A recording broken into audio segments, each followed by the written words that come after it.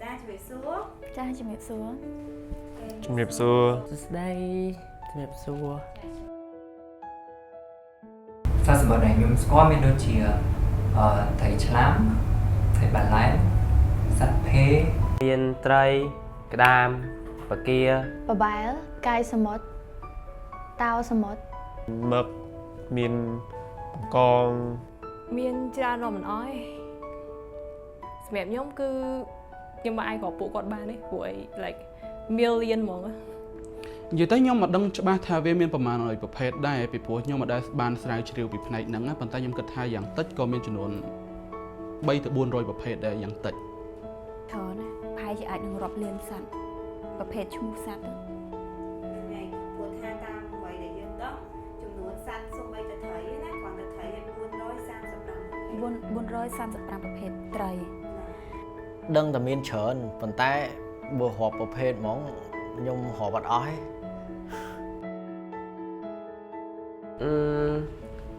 កកងកំពង់សោមអកោះរងអីប្រហែលជាម្ដុំកន្លែងអស់ហ្នឹងហើយមើលទៅ តាមដែលខ្ញុំដឹងគឺកោះរ៉ុងអូនៅកោះរ៉ុងហ៎ហើយដល់ខ្ញុំទៅដើរលេងដោយអត់ដែលដឹងថាមានគេអភិរក្សនៅហ្នឹងផង và hai chia bên dưới tới và hai chia ai mà phay km ấy trung minh con bua nội km kể chắc mình tìm pin những từ đo cả phong sao mà thấy vợ cực phơi 400អូយធំអីចឹង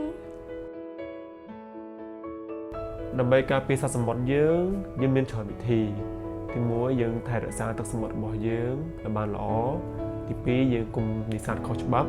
ទាំងអស់គ្នាត្រូវចេះស្រឡាញ់ចេះការពារ ខ្ញុំអត់បានដឹងច្បាស់ថាបើសិនជាបាត់បង់ពួកគាត់ទៅនឹងមានបញ្ហាអ្វីគ្រាន់ថាបើសិនជាបាត់បង់ពួកគាត់ទៅគឺស្ដាយពីព្រោះថាពួកគាត់ក៏មានជីវិតដូចយើងដែរ យើងគុំនេសាទពួកគាត់ហួសកម្រិតហើយគុំចោលសម្រាប់នៅក្នុងទឹកដែលបំផ្លាញពួកគាត់ យើងគួរតែ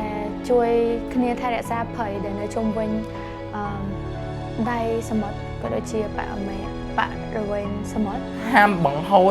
ជាតិជាសារធាតុកខ្វក់ចូលទៅក្នុងសមុទ្រចូលទៅក្នុងទឹកហ្នឹង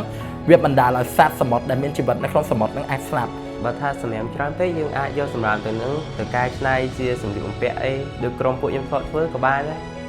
ទាំងអស់គ្នាដើម្បីសត្វសមុទ្រកម្ពុជា ទាំងអស់គ្នាដើម្បីសត្វសមុទ្រកម្ពុជា ទាំងអស់គ្នាដើម្បីសត្វសមុទ្រកម្ពុជា ទាំងអស់គ្នាដើម្បីសត្វសមុទ្រកម្ពុជា ទាំងអស់គ្នាដើម្បីសត្វសមុទ្រកម្ពុជា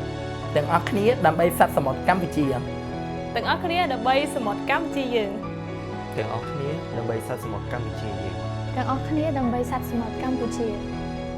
ទាំងអស់គ្នាដើម្បីសត្វសមុទ្រកម្ពុជាយើង ទាំងអស់គ្នាដើម្បីសមុទ្រកម្ពុជាទាំងអស់គ្នាដើម្បីសត្វសមុទ្រកម្ពុជាយើង từng óc nhé đầm bay sát một Campuchia ទាំងអស់គ្នាដើម្បីសត្វសមុទ្រកម្ពុជាចាប់ផ្ដើមពីខ្ញុំទី1ហើយនឹងអ្នក